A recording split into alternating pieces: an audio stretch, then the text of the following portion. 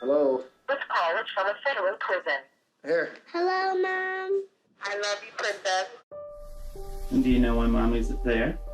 The kids that lived with her were doing bad things, and that's why she's there, because she was actually with those kids. Hola mis amigos, soy Melissa Ramis y hoy me encuentro con el director de la película The Sentence, con Rudy Valdez. ¿Cómo estás? I'm doing well.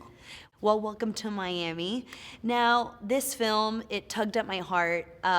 You're a brother, I have a brother, and I would hope that if, God forbid, anything happened to me, my brother would be like you. You were absolutely amazing in what you did for your sister.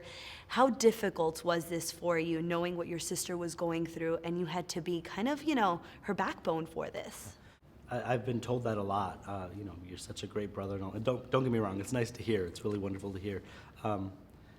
But it always reminds me of the fact that, not to change the subject, but there are thousands of people who don't have a brother fighting for them, and it always reminds me of that there are so many other people who need to fight for. But when I look back on the journey and all the things that happened, it certainly was difficult, and there was a lot that needed to be done, but it never really felt like hard work.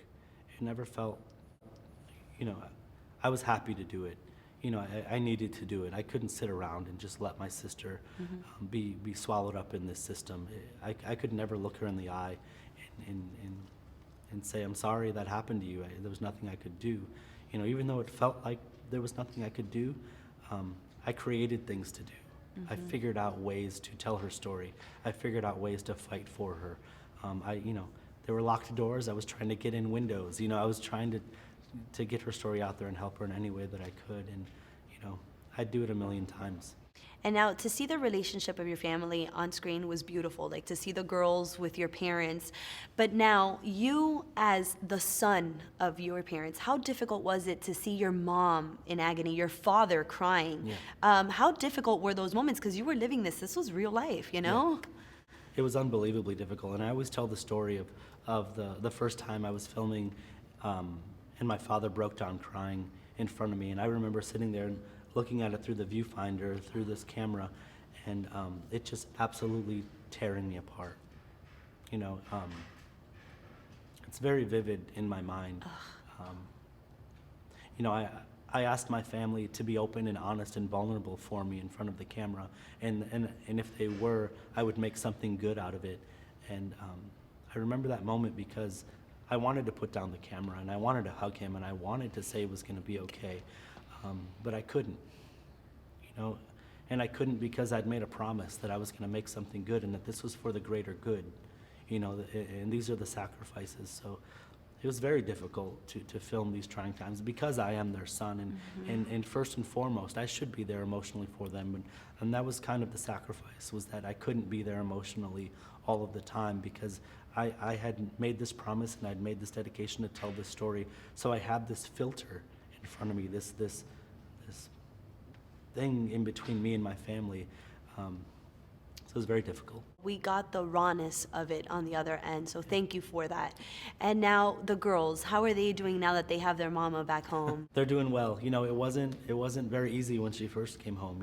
All of a sudden this woman who hadn't really been a part of their lives for a decade is home and is changing the ecosystem, and she wants to be a mom, she wants to discipline, she wants to have her own rules, and it took a little while to find that groove, but I'm really happy to say that it feels like they've really found it, and I love calling home and Cindy telling me, I can't talk right now, I'm going to Anna's game, or I'm going to watch Ava cheer, awesome. or I'm getting Autumn ready for a dance.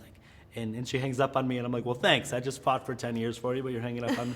But it's wonderful to just see her just getting into the groove of life and being a part of their lives and having these memories and creating their own traditions and new traditions and all these things. So, right now they're doing really well. But, the sort of little side note on that is they spent nearly a decade without their mom in their life. And I think that we still haven't seen what that's going to do to them as they go into adulthood, and how it's going to affect their relationships and how they deal with trauma in their life and all these things. So, we're going to continue to love them and support them, but we really don't know what it's going to do to them in the long run.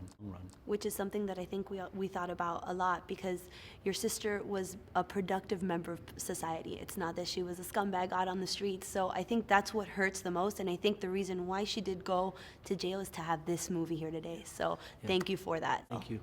It has been tough for the last 9 years without her being here. There are thousands and thousands of people just like her, serving the same ridiculously insane sentences. She did not go to the police, so she was guilty. What we cannot wrap our heads around as a family, as her brother, as her children, is the sentence that she received. Missing my daughter to grow up. That's what I was sentenced to. I carry your heart, right?